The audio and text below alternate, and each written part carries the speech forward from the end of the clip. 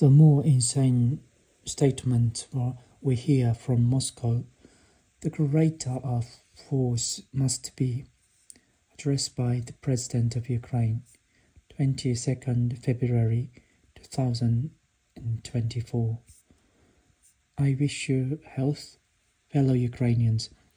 Today, the day began with a meeting of the staff, not only about the current operational situation on the front line, but also about other strategic issues, including our country's preparation for the transition to F-16s. There was a special report on this. All the parameters for the first batch of aircraft, specific delivery dates, the necessary technical and infrastructure support. The details are positive. This year, our Air Force will become stronger, and this is a fundamental task. Specifically, this means protection against Russian guided bombs and new capabilities on the front line in general.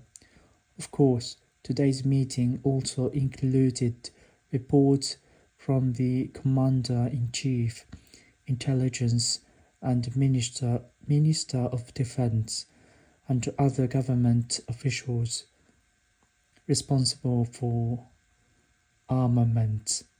Special attention was paid to Avdiivka and southern areas. Today, I met with representatives of our partner countries, members of the diplomatic corps working in Ukraine. It is very important that in our capital, in our country, normal diplomatic work continues. Even routine work between Ukrainian diplomats and foreign representatives, between our institutions and international organizations. And I am grateful to every state, every leader whose representatives are in Ukraine and with Ukraine. This is a statement to faith in our country, respect for the Ukrainian people, and trust in our strength and ability to achieve Ukrainian goals.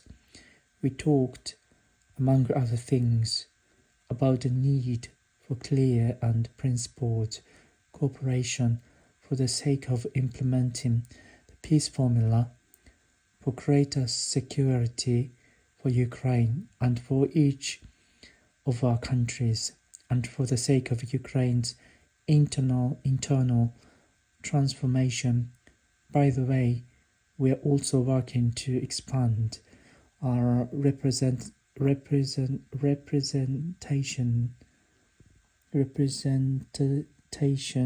in the world.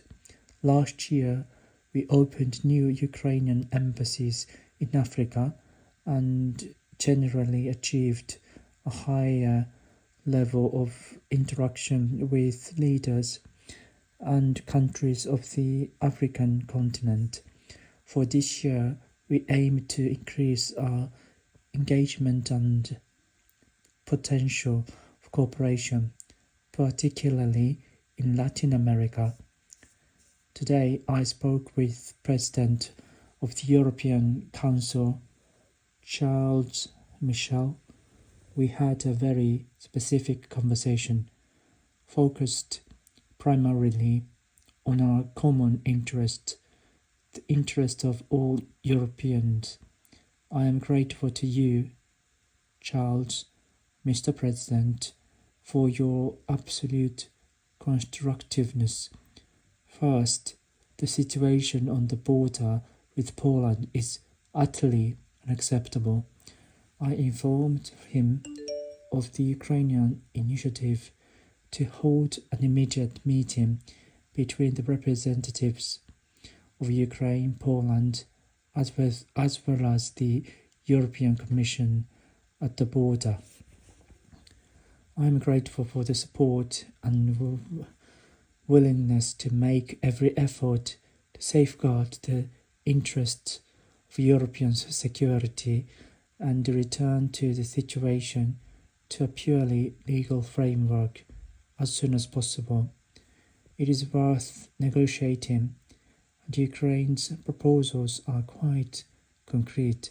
Second, we discussed with Mr. President, our efforts towards European integration and the need for the negotiation framework for Ukraine to be approved as soon as possible.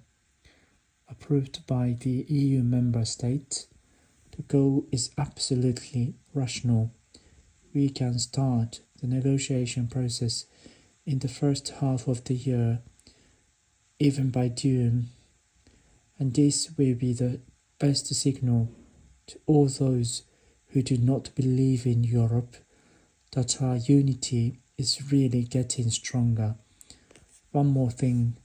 Today I would like to recognize several countries for their support package for Ukraine.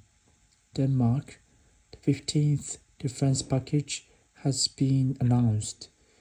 Ammunition, drones, reinforcement for our warriors. Thank you.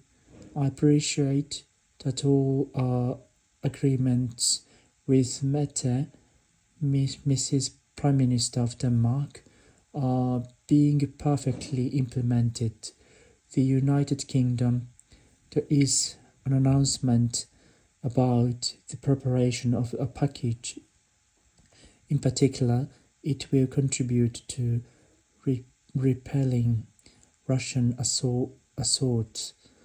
There is a package from New Zealand that will strengthen our logistics, intelligence and communications, and also we support and also for support in training our warriors. The more insane statements we hear from Moscow, the greater our force must be. It is only the power of our defense of life, our ability to achieve our own goals that can bring Russia back to a state of at least partial sobriety. Russian madness must lose this war. We will do everything for this. I am grateful to everyone who fights for Ukraine, works for Ukraine, and helps. Glory to Ukraine.